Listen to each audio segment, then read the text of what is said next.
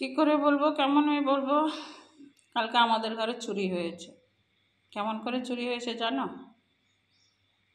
রোজ রোজ তোমাদের দাদাবাবু আমাকে বলে, কিছু বললে বলবে তুমি না গোপাল পূজা করো, তোমার মন কেন এত এত হ্যাঁ, তুমি খুলে চলতে পারো না? হ্যাঁ, তোমার মনের ভিতরে শুধু কুটিনাটি কুটিনাটি, তুমি গোপাল সেবা করো, গোপাল সেবা করো।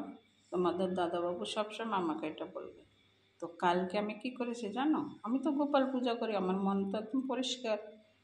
তো আমি কালকে দরজা বন্ধ করিনি। তো আমি তো গোপাল পূজা করি, তাহলে আমার মন পবিত্র হতে হবে, পরিষ্কার হতে হবে। এর জন্য আমি কালকে দরজা বন্ধ করিনি। আমি ঘুমিয়ে পড়েছি, তোমাদের দাদাবাবু আগে ঘুমিয়ে গেছে, আমিও দরজা বন্ধ করিনি। তো সেই সুযোগ পেয়ে চোরাই চুরি করে চলে গেছে। এবার তোমরা যারা যারা আমার এই ভিডিও দেখবা, তারা আমাকে কমেন্ট করে জানাবা আমি কি জিনিসটা খারাপ করলাম কি ভালো করলাম। হ্যাঁ, তোমরাই বলো। আমি তো গোপাল সেবা করি, আমার মন একদম পবিত্র থাকবে, হিংসা নিন্দা কিছু থাকবে না। দরজা বন্ধ করবো না, জানালা বন্ধ করবো না, সব খুলে রাখবো।